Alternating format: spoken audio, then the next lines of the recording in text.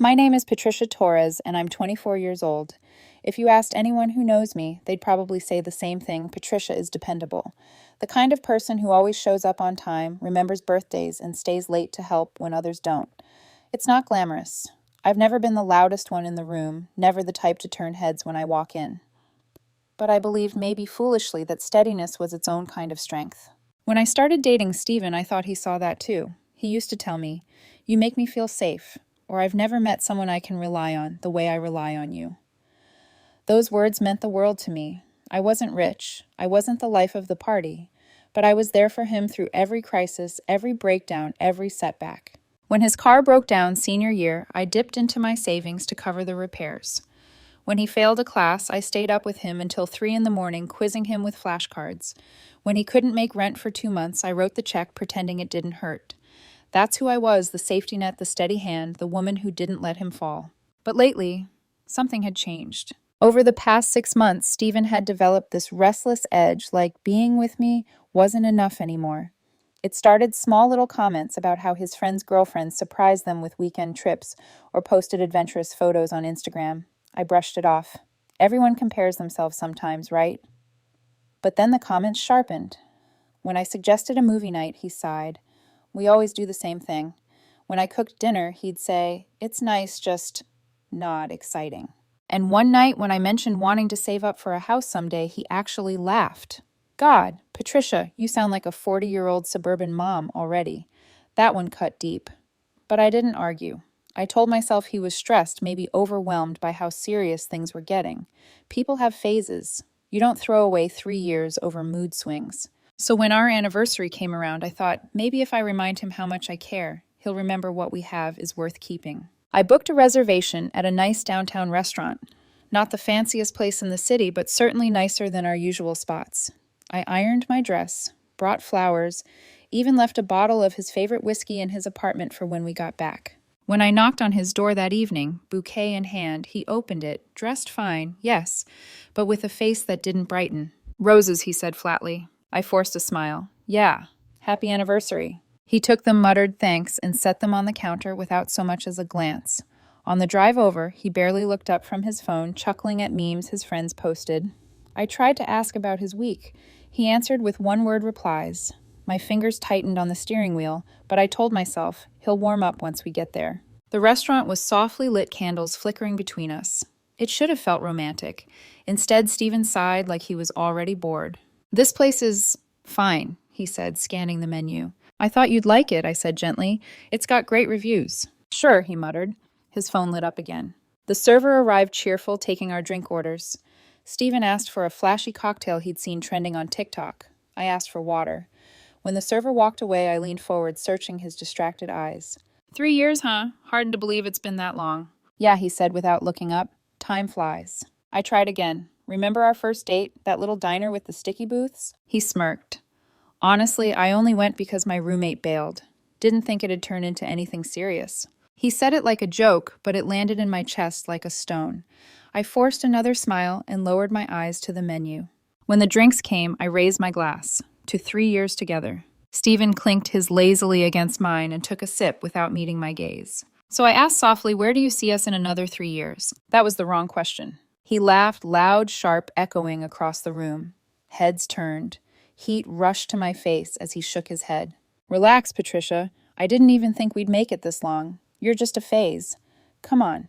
Did you really think I was going to marry you?" The words hit me like glass shattering. For a heartbeat, I thought I misheard what I whispered. He leaned back, voice dripping with casual cruelty. "Don't look so shocked. You're safe, predictable, reliable. That's great. For a while. But it's not forever. You're the stepping stone before a man figures out what he really wants." Silence. The couple at the next table stopped eating, pretending not to listen. My stomach twisted. I wanted to fight back to remind him of everything I'd sacrificed, but my throat closed around the words. The server arrived with our appetizers, oblivious, setting the plates down cheerfully. Stephen speared a bite like nothing had happened. "Not bad," he said, chewing casually. I sat frozen, staring at the man I thought I knew, realizing he had just reduced 3 years of love into a placeholder role and done it in public. When the check came, I didn't hesitate. I slipped my card into the folder, signed, and thanked the server politely. Stephen didn't even glance at the bill. Outside, the cool night air stung my face, but it didn't soothe me. I drove him home in silence. He scrolled on his phone again, humming. At his apartment, he finally looked at me. "You're awfully quiet." I gripped the steering wheel. "Yeah." He rolled his eyes. "Don't be dramatic. I was just being honest." I didn't respond. I waited until he got out, then drove away. My hands shook, but my face stayed calm. That calm, I realized, was the only thing I had left. That night, I barely slept. His words looped in my head like a cruel chorus. "You're just a phase, a stepping stone. Did you really think I'd marry you?" I thought I knew heartbreak before. I hadn't. This was different. This was betrayal, clean, sharp, and unforgettable. I didn't sleep. Every time I closed my eyes, his words echoed, each syllable heavier than the last. "You're just a phase, a stepping stone. Did you really think I'd marry you?" At dawn, I sat on the edge of my bed, my hands gripping the sheets. I felt hollow, but beneath the hollowness, something burned, not anger exactly, but the need for clarity. If I let his cruelty hang in the air unchallenged, he would twist it later, call it a joke, say I was too sensitive. I needed to hear him say it again directly without the cover of laughter. So I drove to his apartment. Stephen opened the door in sweatpants, coffee in hand, phone in the other. He looked at me with mild surprise, like I was a delivery he hadn't ordered. "Wow, Patricia, early. I figured you'd still be sulking." "I'm not sulking," I said, my voice flat. He shrugged and stepped aside. "Okay, Broody, come in then." I sat on the couch. He flopped into the armchair opposite, scrolling lazily. For a moment, the silence stretched. I studied him, his hair still mussed from sleep, his smirk already creeping in. "Stephen," I said quietly, "last night, what you said at dinner, did you mean it?" He sipped his coffee, eyes flicking toward me with casual amusement. "You're really hung up on that, huh? Answer me." My voice was steadier than I expected. He leaned back, setting his mug on the table, and spread his arms like he was addressing a jury. "Look, Patricia, you're nice. You've been good to me. But you're safe, predictable. Being with you is easy, too easy. And I don't want easy, not right now." I swallowed hard. "Easy. You mean stability, consistency. That's what makes a partnership last." "Not for me." He shook his head, almost pitying. "I'm 24, not 40. I don't want to play house with someone who already sounds like a mom planning retirement. I want adventure. I want someone who excites me." My chest tightened. So what was I then? A placeholder until someone more exciting shows up. He chuckled. "Exactly. Finally you get it." The room tilted. I stared at him, waiting for the smirk to vanish, for him to say he didn't mean it. But it stayed. Casual. Cruel. "Do you hear yourself?" I whispered. "Do you realize how cruel that sounds?" Stephen rolled his eyes. "Don't make this a big moral crisis. It's just reality. Good women like you. They're the ones men settle for later, when they're ready to be bored. But not now. I want passion, chaos, fire. You, your comfort. And comfort is dull." My hands curled into fists in my lap. My voice dropped to a whisper. "So you wanted me to bankroll your life, hold you together, keep you comfortable, while you kept waiting for someone more exciting." He didn't even flinch, pretty much. Something inside me cracked, not with rage, but with cold, cutting clarity. "You know what the worst part is?" I said softly. He tilted his head, curious. "I believed in us. I thought we had something worth building. I gave you 3 years of loyalty, and you sit here telling me I was just filler between girlfriends." Stephen smirked again, like a teacher correcting a student. "That's your mistake, Patricia, not mine. I never promised forever." I felt my heart squeeze. "No." "But you let me think it. You let me pour everything I had into you, and you took it." For the first time, a flicker of discomfort crossed his face, but he smothered it quickly. "Don't be bitter. You'll find someone who loves how safe you are. Probably some nice teacher or accountant or whatever. That's your lane, not me." I stood up slowly, my voice calm but firm. "You're right." He raised an eyebrow. Yeah, I said steady. "You're not my forever. You're not even my right now anymore." The smirk faltered. His tone sharpened. "What do you mean?" "I mean, we're done." He sat forward, incredulous. "You're really throwing away 3 years over one conversation?" I met his gaze. "No, Stephen, you threw it away. I'm just finally accepting it." The silence that followed was thick. His jaw tightened, but I didn't wait for him to respond. I turned, walked to the door, and opened it. For the first time in 3 years, my back felt light as I stepped out. And yet, as I pulled the door shut behind me, the ache in my chest told me one thing: this wasn't the end of the story. Not yet. I thought walking out of Stephen's apartment would bring relief. In a way, it did, like untying a knot that had cut off circulation for too long. But when I got home, the silence pressed in. My phone lit up on the counter. A message. Stephen lol. So you're really doing this over me being honest, Wild. Your loss. I stared at it, heart racing. My thumb hovered over the screen, but I forced myself to put the phone face down. Responding would only give him power. The next morning, another one came. Stephen, hey, just so you know, I'm totally fine. Got plans tonight with Sophia. Don't stress about me. Sophia. A name he'd mentioned once in passing, now weaponized.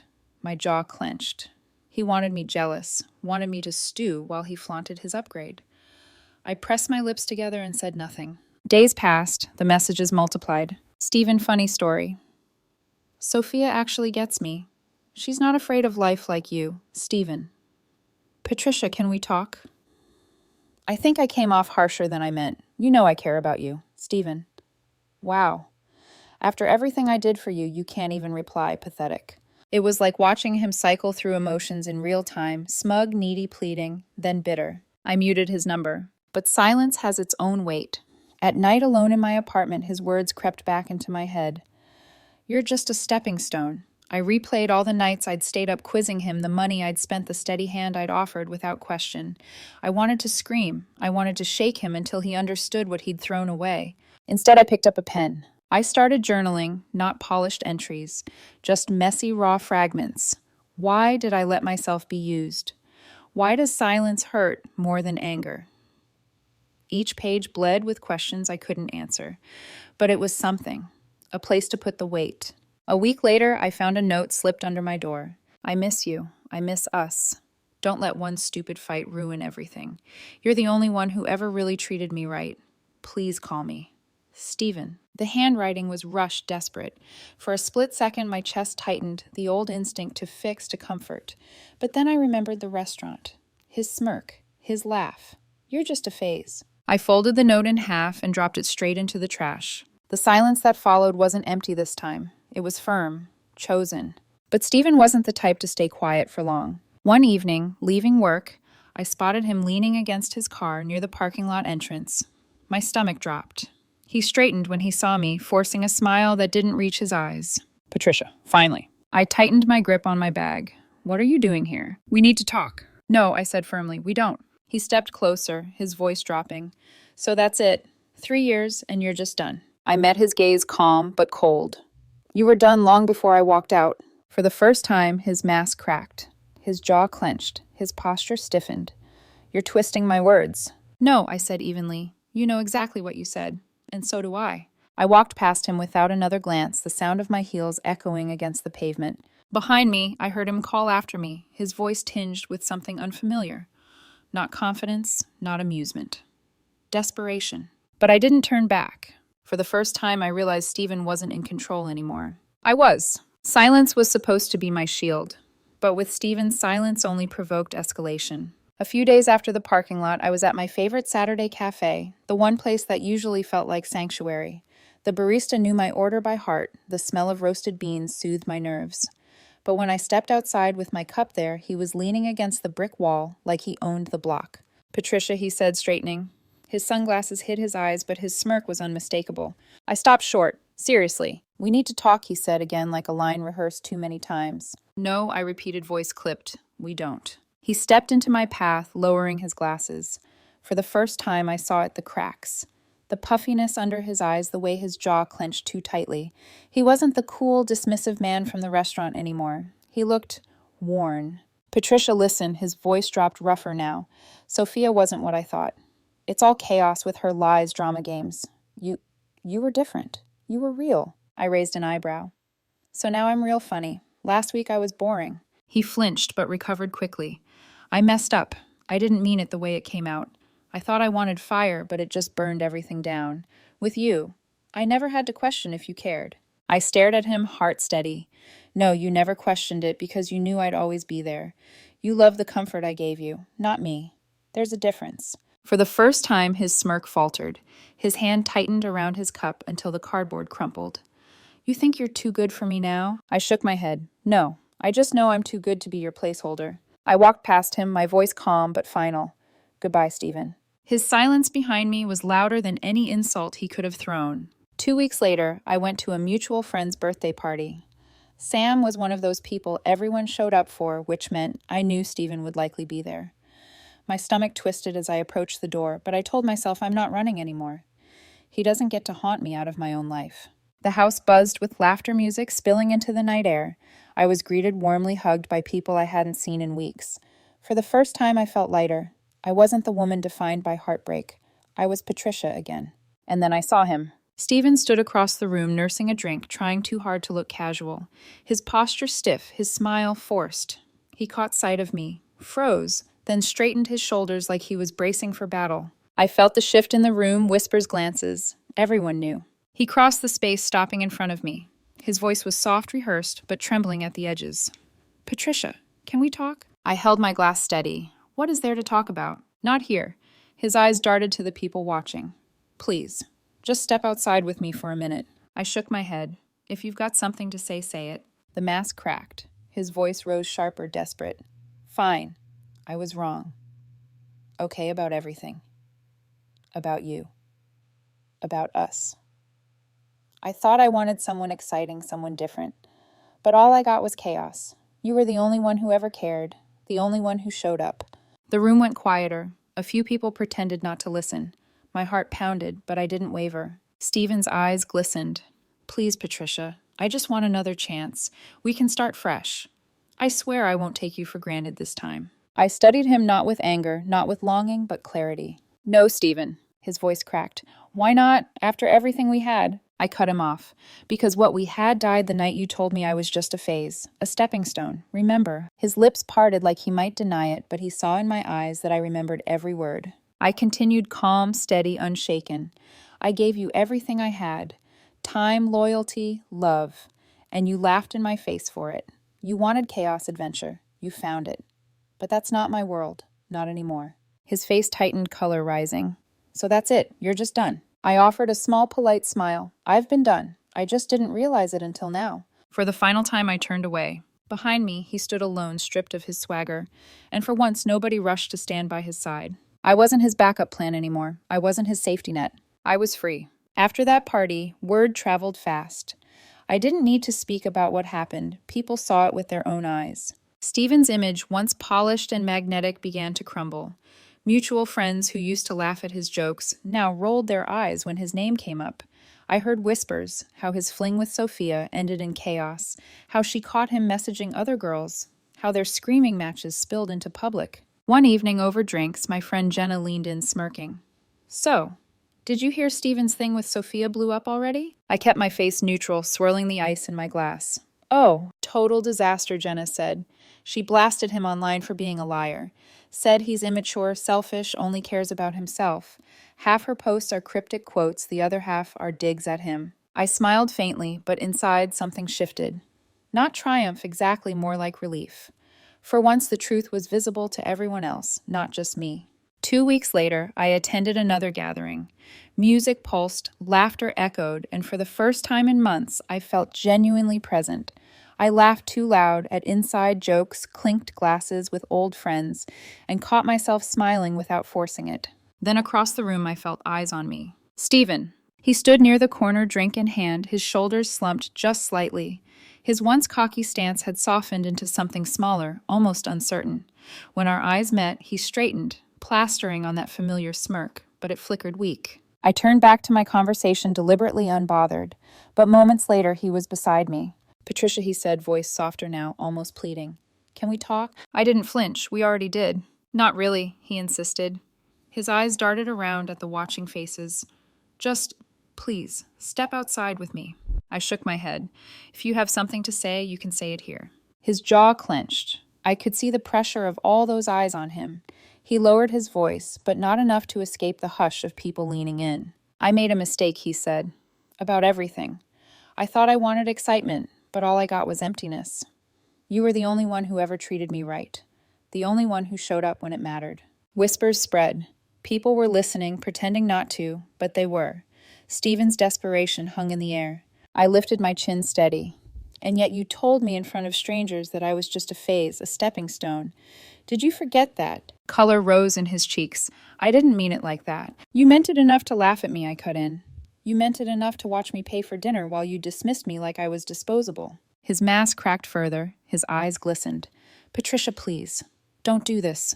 Not here. I held his gaze calm and unwavering. You did this, not me. The silence was suffocating.